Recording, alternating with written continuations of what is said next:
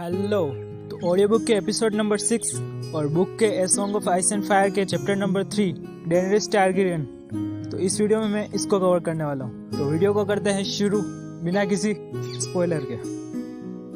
डेनरिस का भाई उसका इंस्पेक्शन कर रहा था। उसने डेनरिस को एक मखमली कपड़ा भेंट किया। जब डेनरिस ने उस कपड़े को छुआ तो उसे लगा ये काफी ज्यादा सॉफ्ट है और उसने उसकी पूरी जिंदगी भर में इतनी कोई सॉफ्ट चीज को हाथ नहीं लगाया। इससे वो थोड़ी डर भी गई और उसने अपना हाथ झटक कर दूर ले लिया और चौंक कर पूछा, क्या ये सच में मेरा है? हाँ, क्यों नहीं, मास्टर इल्यूरियो ने ये भेंट किया है, उसके भाई ने मुस्कुराते हुए कहा। उसका भाई आज काफी खुश दिख रहा था। उसके भाई ने हंसते हुए कहा, मुझे पता था ये कपड़ा तुम्हारे चेहरे और आंखों में एक चमक लेकर आ जाएगा। इसके अलावा आज तुम्हें सोने के बहुत सारे आभूषण भी पहनने हैं, जिससे आज रात को तुम एक प्रिंसेस की तरह दिखोगी। डेनरिस सोच रही थी एक प्रिंसेस, वह क्या होता है? वह तो भूल ही गई थी वह भी एक समय के लिए एक प्रिंसेस थी। अब उसने अपने भाई से पूछा, मास्टर इल्यूरियो हमें इतनी बहुमूल्य चीजें क्यों दे रहा है? आखिर उसे हमसे क्या चाहिए होगा? वे दोनों पिछले कुछ सालों से मैजिस्ट्रेट इल्यूरियो के घर में ही रह रहे होते। वे उसी का खाना खा रहे होते और उसकी सेवकों की सेवा भी ले रहे होते। वह अब पूरे 13 साल की हो चुकी थी और वह अच्छे से समझ सकती थी कि इतनी बहुमूल्य चीजें और वो भी फ्री सिटीज ऑफ पेंटोस में, वो तो बिल्कुल किसी गिफ्ट के रूप में आ ही नहीं सकती। उनके पीछे कोई न कोई जरूर उद्देश्य होता है। अब वह जानने की कोशिश कर रही थी इसके पीछे क्या उद्देश्य रहा होगा। उसके भाई ने जवाब दिया, हाँ, मैजिस्ट्रेट इल्यूरियो कोई पागल आदमी नहीं है। वह जानता है कि मैं जब थ्रोन पर बैठूंगा तब अपने पुराने दोस्तों को नहीं भूलूंगा और उसे इसके बदले बहुत ज्यादा बहुमूल्य चीजें दूंगा। अब डैनी ने कुछ नहीं पूछा। असल में मैजिस्टर इल्यूरियो एक व्यापारी था और उसके व्यापार की मुख्य चीजें ये थी, मसाले, ड्रैगन बोन, नए जवाहरात और काफी अजीब अजीब चीजें। ये सारी वो चीजें इधर से उधर बेचा करता था। लोग उसके बारे में कहते हैं उसके पूरे 9 फ्री सिटीज में दोस्त हैं और उसके आगे भी दोथराकी की जगह और जेड सी के पार भी उसके दोस्त हैं। लोगों का उसके बारे में कहना है वह अपने किसी खास मित्र को भी कोई भी चीज मुफ्त में नहीं देता है। डैनी जानती थी अब अगर उसने अपने भाई से कुछ ज्यादा पूछा तो उसका भाई गुस्सा हो जाएगा और उसके भाई के गुस्से को वह झेलना नहीं चाहती थी। उसका भाई उसके गुस्से को एक ड्रैगन को जगना कहता था और अपने आप को एक ड्रैगन मानता था।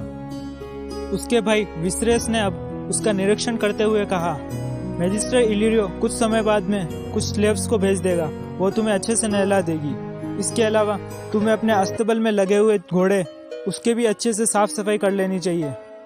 तुम्हें पता है खाल ड्रोगो के पास में पूरे 1000 से भी ज्यादा घोड़े हैं, लेकिन आज रात को वह उन चीजों के लिए नहीं आ रहा है। अब उसके भाई विसरेस टारगेरियन ने अपने हाथों से डैनी की कमर सही की और कड़क आवाज में कहा, तुम्हें हमेशा सीधा रहना चाहिए, ऐसे झुके झुके नहीं रहना चाहिए।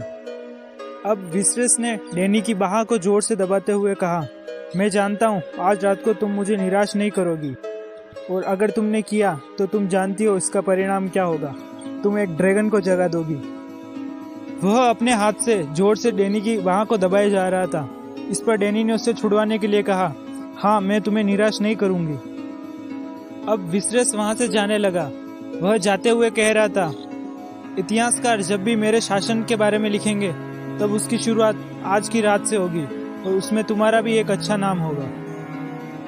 अपने भाई के जाने के बाद में वह खिड़की से बाहर की तरफ देखने लगी। बाहर काफी शानदार वातावरण था। सूर्य अब ढल रहा था। बाहर कुछ लाल पुजारी अपने भगवान के गीत गा रहे थे। थोड़ी दूर पर कुछ बच्चे नंगे पांव खेल रहे थे। एक पल के लिए उसे भी लगा कि बिना किसी पास्ट और फ्यूचर की चिंता किए वह भी उनके साथ जाए और खेलने लगे।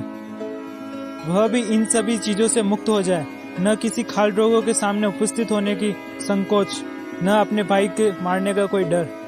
पर उसके लिए ये सब सोचने तक ही सीमित था। अस्त होते हुए सूरज के उस पार और नेरोसी के पार करने के बाद में उस तरफ एक ऐसी जमीन थी जो काफी उपजाऊ और हरी भरी थी, जिन पर सुंदर फूल उगते हैं और वहाँ पर काफी बड़े बड़े पर्वत हैं। वहाँ पर सेनाएं हैं, अलग अलग राज्य हैं और सब राज्यों में अपने अपने योद्धा हैं जो अपने राजा के बैनर के तले उनके लिए लड़ते हैं। डोथरा की उस जगह को राहेश अंधाली कहते हैं, जो अंदेल्स लोगों की जमीन है। लेकिन यहाँ फ्री सिटी ऑफ फेंटोस में इसे आमतौर पर लोग वेस्ट्रोस या फिर सनसेट किंगडम कहते हैं। लेकिन उसका भाई उस जगह को साधारण शब्दों में कहता है हमारी जगह। वह उस जगह के बारे में बताता है वह जगह हमारी थी और वह हमसे धोखेबाजी से छीन ली गई, लेकिन छीन ले जाने से कोई वह उनकी नहीं हो गई। वह हमेशा हमारी थी और हमारी ही रहेगी। वह कहता है यह जगह हमेशा से हमारी थी और ड्रैगन कभी इस चीज़ को भूलेगा नहीं। वह इसका बदला जरूर लेगा और अपनी जगह को वापस ले लेगा। ड्रैगन भूले या न भूले, लेकिन डैनी उस जगह को भूल चुकी थी। वह उसके भाई के बताए जाने से पहले वह जानती भी नहीं थी कि नेरोसी के उस पार ऐसी कोई जगह भी है जो उनकी बिलोंग करती है। उसका भाई कहता है वहाँ पर हाई गार्डन स्टार्क्स है, वहाँ पर विंटरफेल है, एक किंग्स लैंडिंग है जहाँ पर वे रहकर राज कर सकते हैं। लेकिन ये सब उसके लिए एक शब्द की तरह थे। उसने उस जगह को कभी भी नहीं देखा था। उसका भाई बताता है जब यूसुरपुर की सेनाएं किंग्स लैंडिंग की तरफ मार्च की थी तब उन्हें वहाँ से निकलना पड़ा। जब वे वहाँ से निकले थे तब उसका भाई भी खुद 8 साल का था और डैनी का तो जन्म भी नहीं हुआ था। वह तब अपने माँ के पेट में ही थी। कई बार डैनी अपने मन में सोचती है कि ये सब आखिर कैसा दिखता होगा, जो कहानियाँ इसके भाई के द्वारा इसको बताई जाती है। उसका भाई कहता है उन्हें रातों रात किंग्स लैंडिंग छोड़कर ड्रैगनस्टोन की तरफ निकलना पड़ा। आखिर उन्हें किस तरह पूरी रात जगकर उस शिप के ऊपर रहना पड़ा, यूसुरपुर के आदमियों के डर से।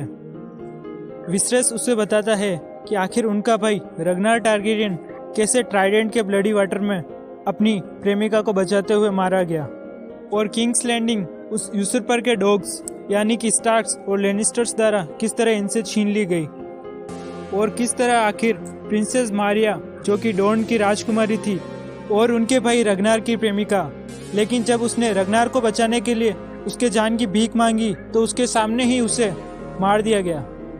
इसे याद करना भी काफी कठिन और दुखदायी है। और किस तरह उनके पिता एरे टारगेरियन को किंग्सलेयर जेमी लेनिस्टर द्वारा धोखेबाजी से उनके ही कमरे में मार दिया गया। विसरेस और उसकी माँ और उनके कुछ वफादार सैनिक किंग्स लैंडिंग छोड़कर ड्रैगनस्टोन भाग आए थे। किंग्स लैंडिंग से ड्रैगनस्टोन आने के 9 दिन बाद में डैनी का जन्म हुआ, लेकिन उसकी माँ उसे जन्म देते हुए ही मर गई। इसके लिए विसरेस ने उसे कभी माफ नहीं किया। वह हमेशा अपनी बहन को इसका कसूरवार मानता था, लेकिन वो अपनी पुश्तैनी जगह ड्रैगनस्टोन भी ज्यादा दिन टिक नहीं पाए, क्योंकि यूसुरपुर ने अपने भाई को एक नए जहाज के साथ में भेजा जिसका उद्देश्य साफ था। वह थ्रोन के एक भी दावेदार को जिंदा नहीं छोड़ना चाहता था। लेकिन डैनी के बचपन की यादों में न तो ड्रैगनस्टोन है और न ही कोई किंग्स लैंडिंग और न ही कोई 7 पूरे किंगडम्स जिन पर उनका कभी राज हुआ करता था। इनकी माँ के मरने के कुछ ही दिन बाद में वहाँ के एक व्यापारी ने विसरेस और डैनी को बंदी बना दिया और उन्हें वह रॉबर्ट बराथियन को बेचने वाला था। लेकिन एक रात इनके वफादार सर विलियम डेरी जो कि टारगेरियन के एक नाइट थे, वे अपने 4 लोगों के साथ में आए और उस व्यापारी के बंदी खत से इन दोनों को आज़ाद कर दिया और उसी रात एक नए जहाज के साथ में इन्हें वहां से निकाल दिया। उसी रात सर विलियम डोरी अपने 4 लॉयल लोगों को लेकर इन दोनों को साथ में लेकर वहां से निकल गए। वहां से निकलकर ये सर विलियम डोरी के घर पर गए जो कि ब्रावियन कोस्ट यानी कि ब्रावोस में था। डैनी याद करती है कि सर विलियम डोरी काफी बड़े और हष्ट-पुष्ट आदमी थे, लेकिन वे काफी उम्र दराज थे। वे हमेशा हर किसी से सख्ती से पेश आते थे, यहाँ तक कि उनके घर के नौकर भी उनसे काफी डरते थे। लेकिन वे डैनी के प्रति हमेशा उदारता से पेश आते थे।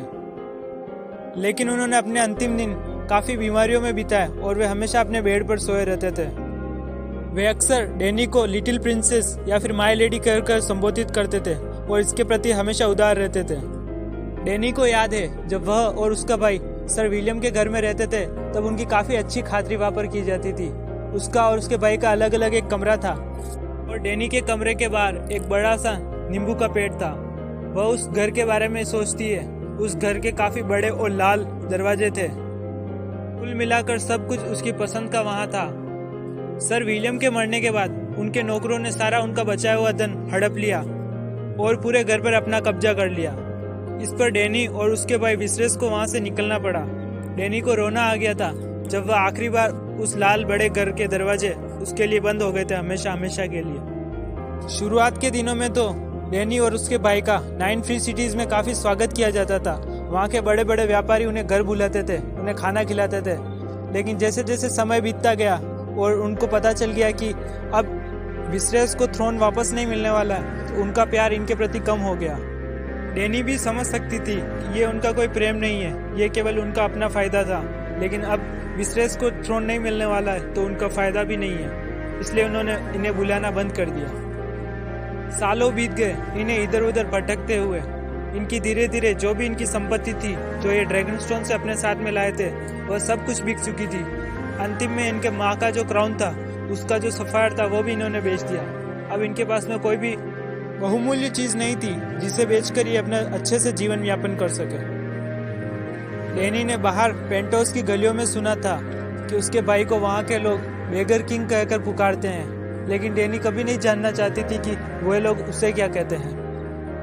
विसरेस अक्सर कहता था, हम वह सब चीजें हम वापस ले लेंगे, वह सब हमारी है।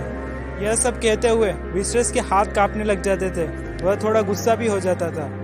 वेस्ट्रोस का धन, संपदा, किंग्स लैंडिंग, ड्रैगनस्टोन, वहाँ के 7 किंगडम, वे सब हमारे हैं और हम एक दिन वापस उन्हें पा लेंगे। लेकिन ये सब चीजें विसरेस के लिए महत्वपूर्ण थी। डैनी तो केवल वह पुराना लाल दरवाजों वाला घर चाहती थी, जिसके कमरे के बाहर एक बड़ा सा नींबू का पेड़ था। वह केवल इसे ही वापस पाना चाहती थी।